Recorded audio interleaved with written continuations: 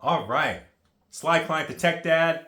Welcome back, everyone. We're back with another video for you. I'm really excited to share with you today's topic, and that's the MSI MPG 271 QRX QD OLED display. And this thing is amazing. Two things right off the top. It's a buy all day long.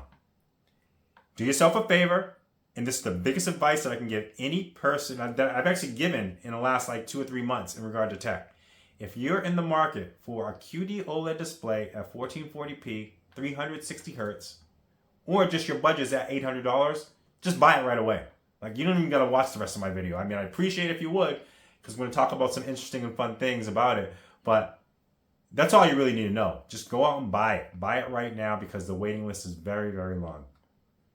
The second thing that I wanted to mention too is, from my perspective, this is not going to be like a commercial. It's not going to be detailed in terms of what the gammas are and the lighting. I think that that's for the space for someone that's a little bit more technical than myself to be able to share that with you. But the one thing I do have going for me that I wanted to make sure you all know, I currently own 5 different OLED displays in my home. I know what I see. I know the comparisons to each one. So I'm going to be able to give you a perspective from that standpoint. And we'll have fun too. So, next thing that we're going to really talk about, we're going to get into, is the fact that we're going to talk about a variety of different things when it comes to this panel. Because there's a lot to it. Obviously, we're going to talk about gaming performance. And if you're someone that does handheld gaming, or you're someone that uses your handheld dock to a display, and this is the best you're going to get, really. I mean, this is the best you're going to get. I mean, I'm just going to let you know right now. So we'll talk about the gaming and how that works, and I might even show you a couple of videos of me doing a couple things on it. We're going to talk about what I like about it. We're also going to talk about what I dislike about it, things that I think that could be improved in the next iteration of what they have. And lastly, we're going to talk about, you can now actually hook a 4K Blu Ray player up to this monitor, play your 4K disc, and downsample it to 1440p. Now, if you're a physical movie collector like myself, we have not been able to do that. Some people like to watch their physical Blu-ray movies at their desk. I am one of them.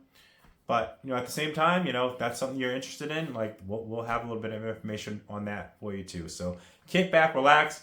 I'm going to tell you again, you're wasting time. Pre-order this device and let's get this video started. So this is my setup. This is how I've been using this MSI QRX 27-inch display. And on the right side at the bottom, you'll see my trusty GPD Win Mini. Works fabulously with this setup here. I had some Bose desktop speakers below, and then I have the RTX 4090 sitting behind the panel.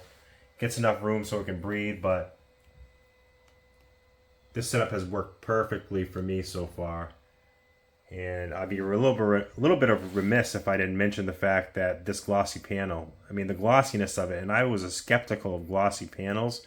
I was always into matte panels for any monitor that I bought in the past, but this has changed my mind completely. And it's just look at those strawberries. Look like they want to jump off the screen there. Alright, let's kick off the gaming segment of this video with nothing other than Ghost of Tsushima. First of all, this game just looks outstanding in general, and they did a great job with the transfer over to PC. But this is pretty much self-explanatory, and I'm just glad I'm able to share it with you. Now keep in mind, this will be downscaled once it gets to YouTube. I'm filming this directly from my Samsung Galaxy S23 Ultra phone. But man, it looks gorgeous to me. We are 80 samurai against an army, fighting to slow the invasion. Today. And just so you know too, another thing is we're in HDR, we're running on high settings, and just the inky blacks and the reds and the shadow quality. This monitor really does a great job at that. Especially this scene here. This guy's pretty badass. They are what make us. We are the warriors of Tsushima. We are samurai! Kalechi. Go break their spirits. So let's look at another game that's certainly demo worthy. We got Cyberpunk here. We have high settings.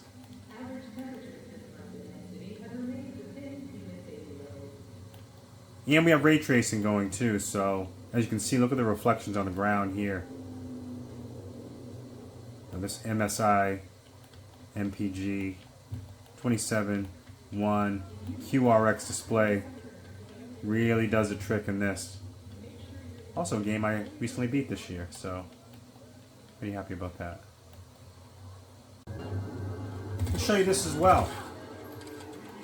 When you get a glimpse of what the scope looks like and everything around it, you just really,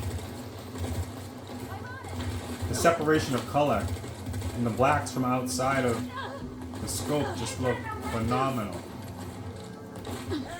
as you can see here.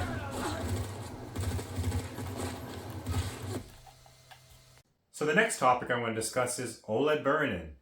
Now, OLED Burn In is one of the biggest deterrents that people have when they're doing their research and thinking about potentially purchasing an OLED panel. And I get it. There are countless videos out there talking about burn in. There are people who put videos out there doing tests. But I'm going to tell you, I'm going to give you the biggest advice, not only on this MSI QRX panel, but any OLED panel. Don't be a dope. Don't leave it on. If you get up to go to the bathroom, turn your screen off. If you go downstairs to the kitchen, you pick up something out of the fridge. Because we all know, going to the bathroom, going to the fridge, going to do an errand, sometimes it takes a little bit longer than we expect. And next thing you know, you have your monitor on for 15 minutes or a half hour because your mom, your spouse, your wife asks you or your husband asks you to go walk the dog. You forget that the monitor's on. Next thing you know, you're treating it poorly. So that's the biggest advice I can give you. And the reason why I feel confident in this advice, I just want to break it down in layman's terms with you because there's so many technical aspects that people try to share with you. And I'm just telling folks, just treat it well.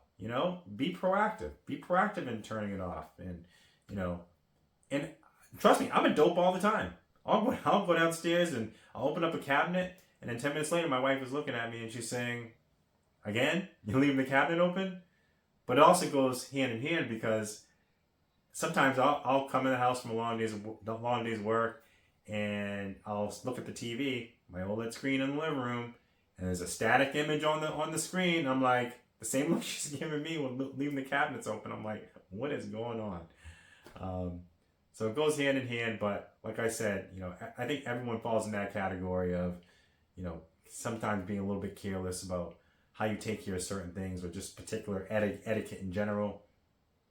But if you want your panel to last, and I have 5 of them, the main thing that you need to do is be proactive, turn it off, don't leave it on, follow the manufacturer's instructions. If it pops up on the screen, and in this MSI one, I believe it's 3 to 4 hours, it actually requests that you do the panel refresh. Do it. Don't wait. And you'll have your beautiful monitor, like I have, my 5 of them, for years to come. So I'm going to talk to you a little bit about, as promised, some of the things that I don't necessarily like about the monitor, but I think we will do is we'll take the opportunity to kind of take a little walk around. I like the fact that, this has the ability to go up and down. Pretty functional that way. Tilts up, tilts in, if that's what your preference is. Also too, if I swing the monitor around here, I'll give you a little glimpse of the backside. Now these are pretty much standard mounting, the VESA mounting bracket, but I'm actually using the stand, I'm not mounting it at all. And one of the best functions that it has is the ability to swivel this way. And it's a really, really neat feature. However, if we zoom in here, underneath here, this is actually the worst part about this whole experience in this monitor. When I say that it's difficult and challenging to get these in here, it's very challenging. And not because they don't fit, it's because they're just really, really awkward. Every time I need to plug something into these ports here, I need to go underneath, use my cell phone as a flashlight, usually takes me at least a minute to find the one that I want, and it's just a pain in the butt to get there. So, but as you can see here, we have the headphone jack.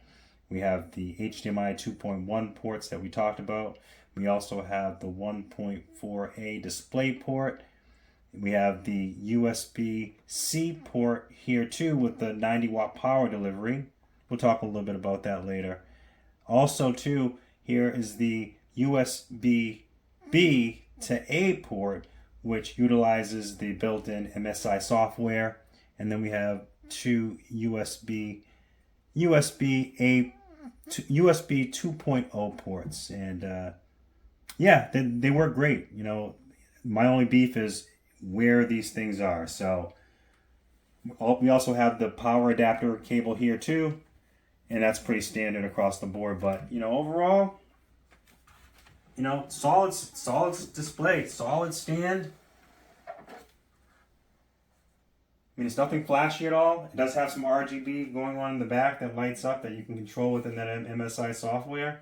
But overall, no frills, and doesn't stand out in a weird gamer way. So you can certainly use this display as an office setup and utilize it with your day-to-day work activities. So as you can see, the list of things that I dislike about the display are very, very short. You know, all I really have is the fact that, you know, the port placement underneath the monitor is tough to get to. But, you know, with that being said, let's talk about some of the awesome things about it. And, you know, you've been hearing me talk about, you know, the colors and things of that nature. The display is just something the only thing that I've seen that's very similar to this is the Alienware AW3424 DW display that I have as well. It's the ultra wide. It's actually the first generation of the QD OLED displays. And that's the only thing that's close. This one's a tad better.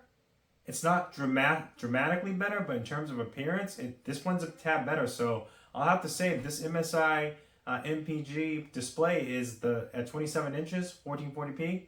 It's one of the best displays I've ever had the pleasure of using and owning, to be quite honest with you. I think my favorite of all time, though, is the LG C2, which I have in this office too, right behind where I'm filming the camera, but not too close behind is this MSI monitor. But also, one of the things I really like about it too is the USB-C port underneath the display, and that offers 90 watt power to it, which is a game changer because when I use my GPD Win Mini or any type of laptop, I can get power directly from that. And when I first got it, because there was an option to get another model, the MAG model of this particular display. The thing about that, why I did this, because it was only $50 more, but also it actually had the capability of firmware updates and also this 90 watt power delivery that was missing on that MAG model of the MSI. So I decided to go with this one instead, and I do not regret it one bit. I never thought that I was going to need to charge my cell phone while you know, in the middle of gaming, or hooking my GPD Win Mini or laptop up to it while I'm in use for it. It's really a game changer. And if you would tell me that, so the difference was $50. If you had told me now that I need to pay an extra $150 to have that, I would certainly get it. So the fact that we get it just for a $50 upgrade is wonderful. The other thing too, you know, we talked about this already, you know, the fact that you can use a 4K Blu Ray player with it too. First of its kind, as far as I'm concerned. If you've heard different, you know, let me know about it. And just the overall general usage of it. You know, I was very pleased with the MSI intelligence software that came with it. It's very intuitive. I did my first firmware update to, I believe it's firmware 010. It actually came boxed with 0.09, I think, so it went up a number, but it was pretty seamless. I had no problems with it at all, no issues. So I like the fact that the ability to do the firmware updates is easy and seamless too. And I'm just ecstatic about it. I mean, this monitor is phenomenal. So, you know, I want to make sure I mention too, you know, if you like what I'm doing and you like the content that I'm bringing, please give me a like and subscribe.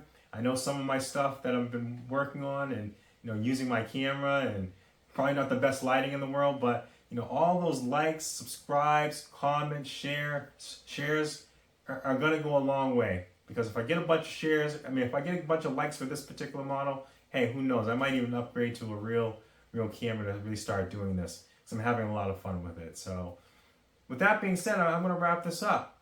This monitor, this MSI MPG 27.1 QRX display, is been a dream to have, and I'm going to give this the client stamp of approval. This is a buy. It's a buy all day long. And I just want to thank you all again for tuning in. Hopefully you got a chance to stay to the end. But, enjoy yourself. Make sure that you pre-ordered it if you're in the market for this type of display. And we will see you next time. Thanks again for joining me. Have a good one. Take care.